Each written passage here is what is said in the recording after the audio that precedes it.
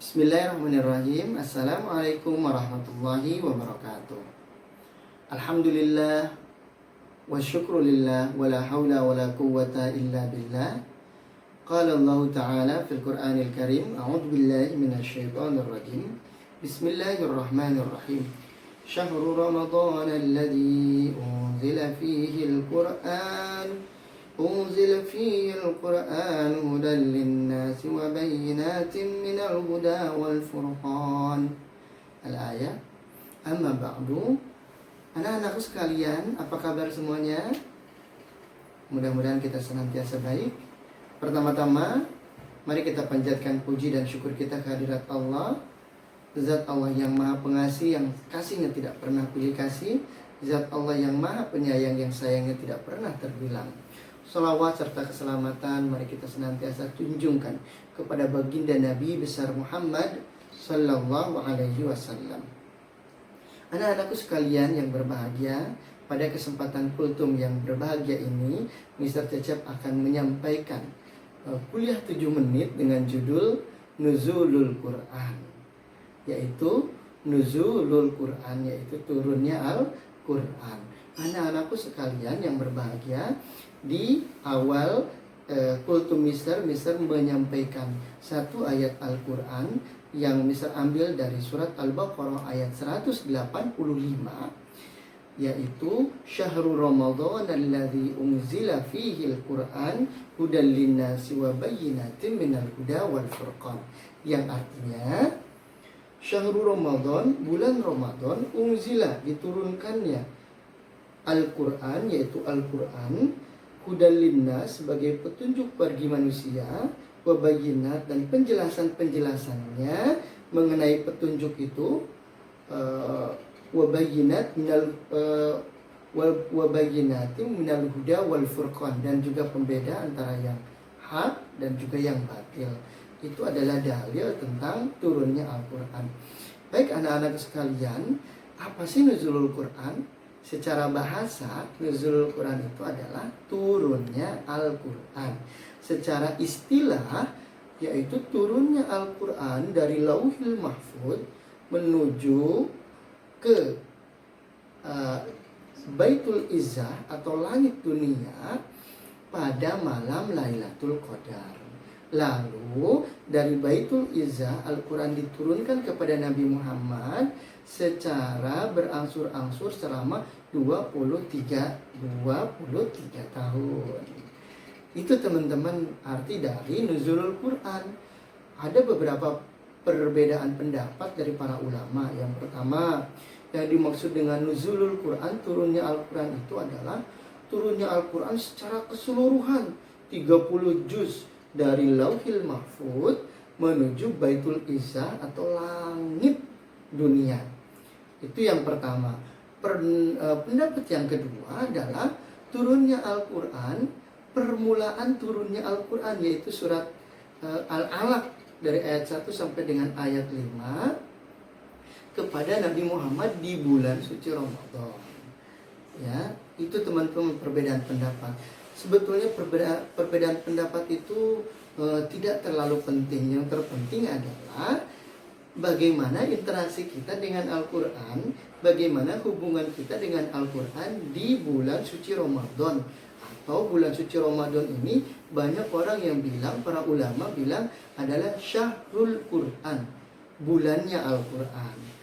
Apa saja hubungan kita, bagaimana hubungan kita dengan Al-Quran di Syahrul Ramadan? Nah, Mister akan bahas 3 hubungan kita dengan Al-Quran di bulan suci Ramadan. Yang pertama, yaitu kita harus meyakini Al-Quran itu adalah perkataan Allah, firman Allah yang diturunkan kepada Nabi Muhammad. Al-Quran itu bukan perkataan Nabi Muhammad, tetapi Al-Quran itu adalah kalamullah, perkataan dari Allah yang disampaikan kepada malaikat Jibril, lalu malaikat Jibril menyampaikan kepada Nabi Muhammad. Sebagaimana Allah berfirman dalam surat Al-Baqarah ayat 4,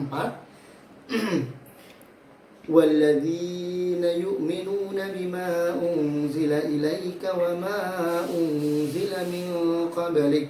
Artinya, dan mereka yang beriman kepada Al-Quran yang diturunkan kepadamu Nabi Muhammad dan kitab-kitab yang telah diturunkan sebelum engkau. Apa kitab-kitab yang diturunkan sebelum Al-Quran? Ada kitab Injil, Zabur, dan juga Taurat. Kita juga harus mengimani ketiga kitab tersebut.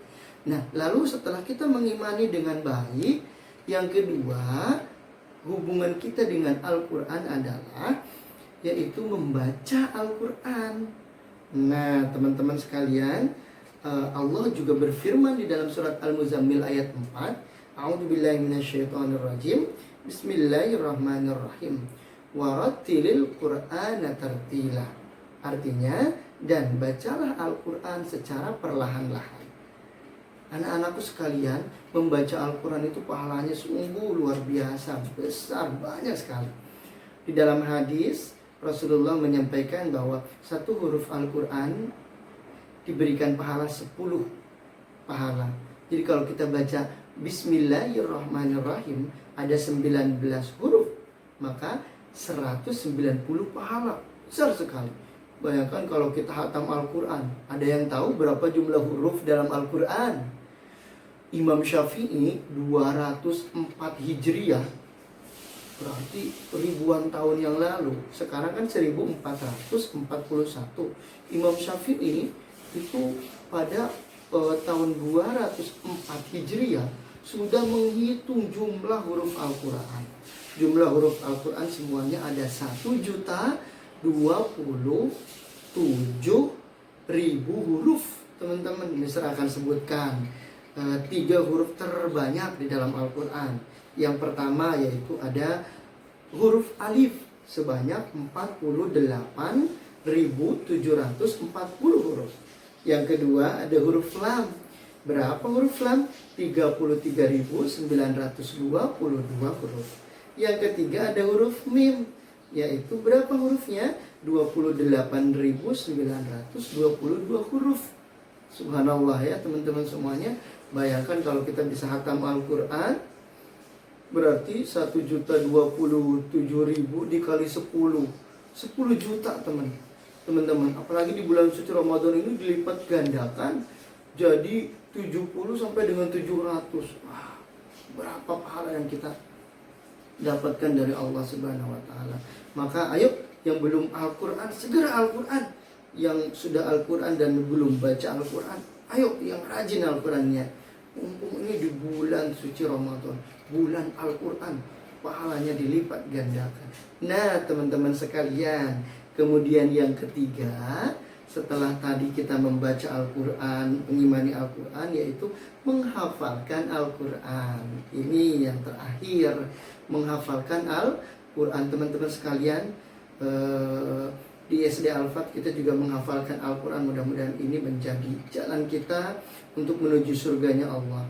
Imam Al-Ghazali dalam kitabnya Ihya Ulumuddin, beliau menceritakan suatu hari ada seorang yang meninggal dan dikubur. Lalu malaikat datang ke kubur tersebut dan ingin menyiksa orang tersebut. Ketika mau menyiksa orang tersebut, lalu orang tersebut berkata, "Wahai malaikat, apakah kamu sudi? Apakah kamu rela? Apakah kamu berani memukul, menginjak jasadku ini, yang di dalam jasadku ini ada hafalan surat Al-Mulk?" Lalu malaikat terdiam dan tidak bisa tidak menghukum orang tersebut. Bingung. Akhirnya malaikat datang lagi ke Allah dan bertanya kepada Allah, "Ya Allah, aku ingin menghukum seorang yang sudah meninggal dalam kubur, tapi orang tersebut bilang kalau jasadnya itu, dalam jasadnya ada hafalan surat Al-Mulk. Apa yang harus aku lakukan ya Allah? Sedangkan di jasadnya itu ada kalamullah, kalam engkau ya Allah." Lalu Allah bilang, "Bebaskan dia." Masya Allah teman-teman semuanya, surat Al-Mulk, hanya surat Al-Mulk bisa terbebas dari siksa kubur. Mudah-mudahan kita menjadi penghafal Al-Quran. Syukur-syukur kita bisa menghafal 30 juz Al-Quran, sehingga kita langsung nanti mendapatkan syafaat dari Nabi Muhammad SAW, dan kita tidak merasakan siksanya alam kubur dan siksanya api neraka. Amin ya rabbal alamin. Nah, teman-teman sekalian, itu 3 hal hubungan kita dengan Al-Quran di bulan suci Ramadan. Yang pertama, kita mengimani Al-Quran. Yang kedua, membaca Al-Quran. Dan yang ketiga, yaitu kita menghafal Al-Quran. Mudah-mudahan kuliah 7 menit yang Mister sampaikan ini bermanfaat. Amin ya rabbal alamin.